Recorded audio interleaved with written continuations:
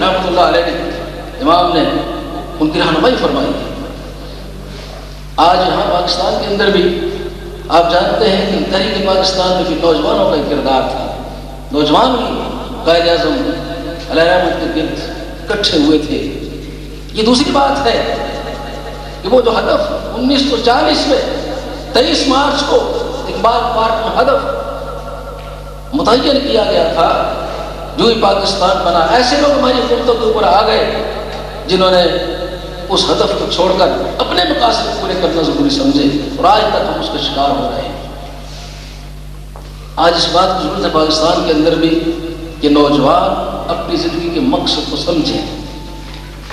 دفاع پاکستان کے حوالے سے یاد رکھیے، آج ہمیں اپنی فوج پر فخر تھا، اب بھی ہے، لیکن ہماری فوج کا رخ کہیں اور موڑ دیا گیا ہے۔ اس کے باوجود آج بھی دیکھ لیجیے، ایک بات حقیقت سامنے آ چکی ہے کہ جہاں بمبئی میں حملے ہوئے ہماری حکومت تو لیٹ گئی تھی، اس نے تو ان کی وکالت شروع کر دی تھی، پھر انہوں نے جہاز بھی بھیجے، تو یہ ٹیکنیکل غلطی تھی، لیکن ہمارے سپہ سالار نے تھوڑی سی آنکھیں دکھائیں ان کو کہ ہر آپشن ہمارے لیے کھلا ہے، وہ آئیں گے تو پھر ہم ہر آپشن استعمال کریں گے، تو پھر اس ہندو کی دھوتی ڈھیلی ہوگی۔ یہ ہمیشہ سے ہوتا ہے، ہندو ہمیشہ طاقت کی زبان سمجھتا ہے۔ 1000 سال ہم نے اس کے اوپر اقلیت کی صورت میں حکومت کی ہے، ان کی اکثریت کیوں کی ہے؟ قوت کے ذریعے سے کی ہے، اس جذبے کے ذریعے سے کی ہے، اور آج بھی وہی جذبہ وہی قوت اس کو گھٹنے ٹیکنے پر مجبور کر سکتی ہے۔ وہ سپر پاور بننا چاہتا ہے، لیکن یاد رکھیے اس کو ہم سپر پاور نہیں بننے دیں گے۔ ہم اپنی حکومت سے بھی مطالبہ کرتے ہیں اس اسٹیج سے، وہ بھی بزدلی نہ دکھائے، کمزوری نہ دکھائے، ڈٹ کے کھڑے ہو جائیں گے، ہم کو کچھ بھی نہیں کر سکتا۔ جب آپ کے اوپر یہ سری نگر کے ایئرپورٹ سے حملہ کرنے والے تھے، اس وقت کی ہماری حکومت نے وہ کہا کہ وہ ٹریکٹرز ہمارے پاس موجود ہے، تو حملہ نہیں کر سکتے، اس وقت بھی ان کی دھوتیاں ڈھیلی ہو گئی تھی۔ یہ ہندو ہمیشہ قوت کی زبان سمجھتا ہے، اور پھر آپ کا وہ بڑا دشمن، وہ بھی یاد رکھیے، وہ بھی معذرت خانہ لہجے میں بات کریں گے تو وہ بات نہیں سمجھے گا۔ وہ کون سی بات سمجھتا ہے؟ وہ اس مجاہد کی بات سمجھتا ہے، اس نوجوان کی بات سمجھتا ہے۔ وہ کسی نے بڑی اچھی بات کی کہ آج پورا یورپ اور کفر ایک کولیشن بن گیا ہے، ایک اتحاد قائم کر لیا انہوں نے، اس کے مقابلے میں مسلمان حکومتیں، اس کے مقابلے میں کوئی کولیشن نہیں۔ کون سا کولیشن ہے؟ وہ مجاہدین کا کولیشن، وہ اتحاد ہے مجاہدین کا۔ وہ کہیں فلسطین کے اندر سینہ سپر ہے، کہیں کشمیر کے اندر، افغانستان اور عراق کے اندر وہ نوجوان جس نے اپنی جان ہتھیلی پر رکھے ہوئے ہے اور دشمن کے سامنے سیدھا سپر ہے۔ اور پھر میں یہ کہا کرتا ہوں اس مجاہد کی زبانی کہ جب وہ کشمیر میں جایا کرتا تھا اور آیا کرتا تھا اور جہاد کرتا تھا، میرے مجاہد بھائی میرے ساتھ بیٹھے ہوئے، یہ بھی کبھی کبھی سیدھا سپر ہوتے اس ملک کے دشمنوں کے خلاف۔ اس کا کیا کہنا تھا جب اس سے کسی نے کہا کہ میری خونی لائن، کنٹرول لائن کراس کرتے ہو تمہیں ڈر نہیں لگتا؟ وہاں تو 7 لاکھ فوج پڑی ہوئی ہے اور وہاں سے توپیں موت اگل رہی ہیں، تو اس کا جواب کیا تھا؟ اس نے کہا تھا ہاں جب میں تھوڑا سا ادھر ہوتا ہوں نا، اس کنٹرول لائن سے ادھر ہوتا ہوں تو کچھ خوف ہوتا ہے، اور جب میں کراس کر جاتا ہوں تو توپوں کے شعلوں کے اندر مجھے جنت نظر آ رہی ہوتی ہے۔ یہ اس مجاہد کا قول ہے۔ اس مجاہد سے بش بھی ڈرتا ہے، اس مجاہد سے اسرائیل بھی ڈرتا ہے کہ وہ حزب اللہ کی کتنی قوت تھی، نہ کچھ چلوا کر اس کا وہ مان توڑ کے رکھ دیا اسرائیل کا، جو کہتا تھا کہ ناقابل تسخیر ہے، نہیں، کوئی بھی ناقابل تسخیر نہیں ہے۔ ہمارا اعتقاد، ہمارا ایمان، ہمارا یقین کس پاور کے اوپر ہے؟ وہ جو سپریم ہے، جو سب سے سپریم ہے، جس کے ہاتھ میں ساری قوتیں ہیں۔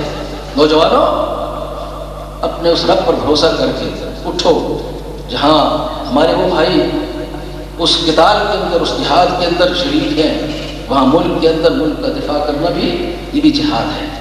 اس ملک کے اندر کوئی ڈیزاسٹر ہو، کوئی زلزلہ ہو، کوئی آفت آ جائے، یہ آپ نے دیکھا نا، آپ کے بھائی یہاں پر شہید ہوئے ہیں، یہ جو گکھڑ پلازا گرا ہے اور اس کے اندر وہ بچاتے ہوئے لوگوں کو راہ بجاتے ہوئے وہ شہید ہوئے نا، یہ سارے کام بھی اس جہاد کے اندر آتے ہیں اگر آپ اس جذبے کے ساتھ کرتے ہیں کہ ہم خلق خدا کی اس لیے خدمت کر رہے ہیں کہ ہمارے رب نے کہا کہ جو میرے کنبے سے محبت کرتا ہے میں اس سے محبت کرتا ہوں۔ یہ جو خلقت ہے یہ اللہ نے فرمایا میرا کنبا ہے، اس کے ساتھ جو محبت کرتا ہے میں اس سے محبت کرتا ہوں۔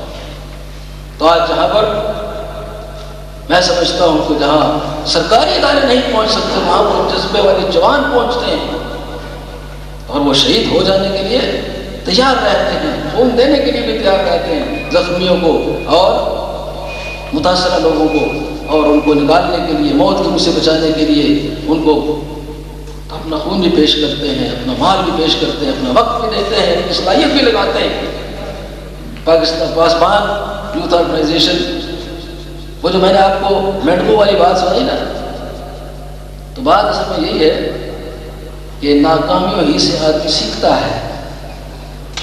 اس چونٹی نے اس بادشاہ کو سبق سکھایا تھا کہ نہیں سکھایا تھا؟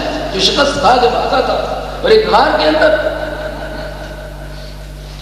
اندر چونٹی کو دیکھا، بار بار چڑھ رہی ہے اٹھا کر وہ تنکا، پھر گر رہی ہے، پھر چڑھ رہی ہے، اور پھر آخرکار وہ چڑھ گئی، اس سے سبق سیکھا اور اس کے بعد اس کو شکست نہیں ہوئی۔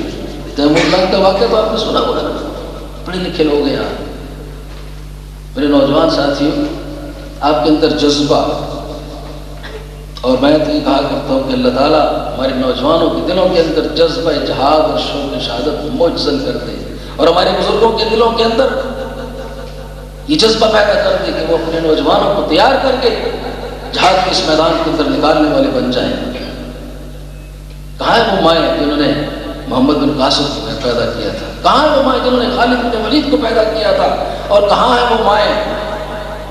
ابھی میرے بھائی تذکرہ کر رہے تھے کہ وہ 10 سال کا لڑکا، 10 سال کا مذہبی نہیں بیوی تھی، پورے قبیلے کا کی دعوت ہے، نبی آخر الزمان صلی اللہ علیہ وسلم دعوت پیش کر رہے ہیں اور سارے اس سے انکار کر رہے ہیں۔ ایک 10 سال کا لڑکا اٹھ کر کہتا ہے کہ یا رسول اللہ اس کام میں آپ کا حواری ہوں، میں آپ کا رفیق ہوں، میں آپ کی مدد کروں گا۔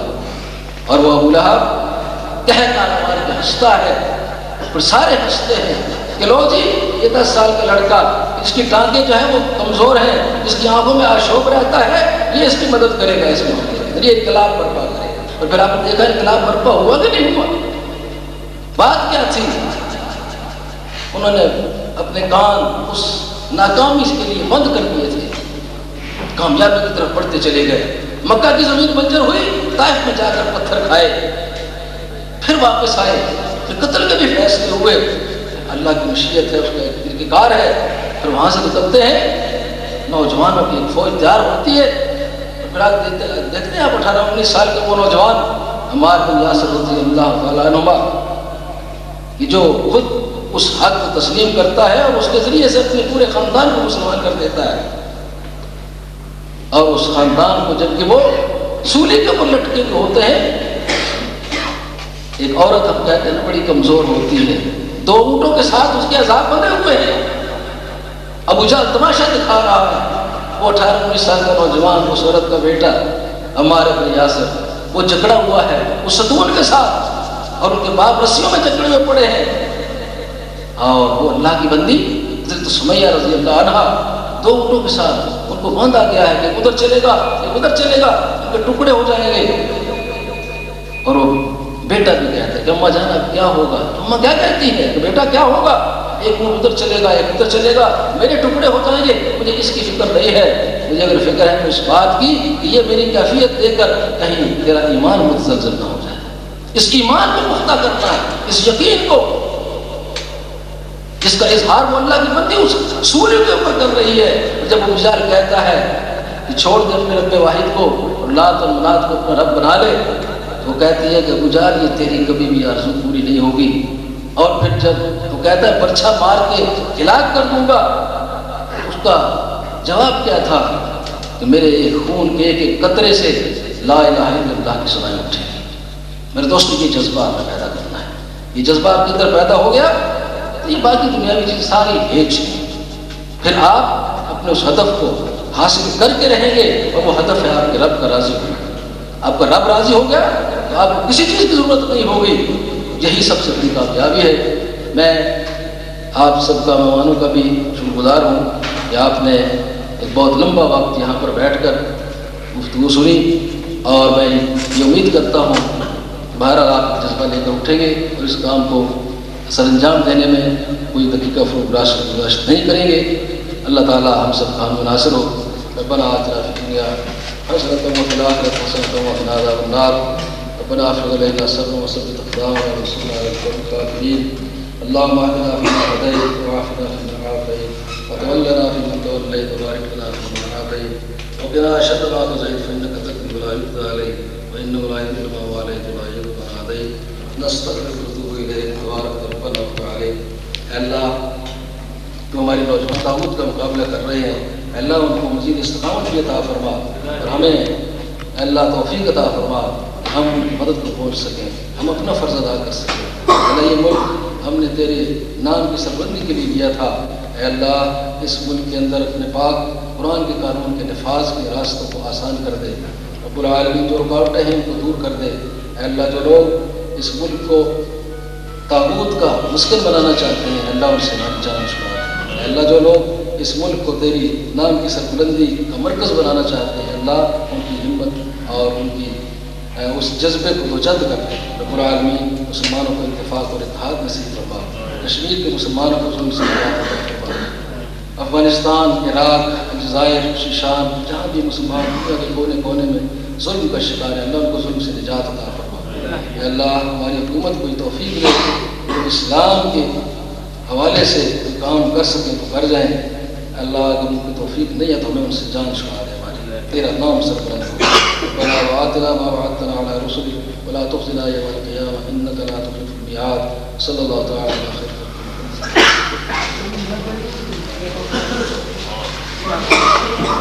بہت بہت شکریہ تمام حضرات کا۔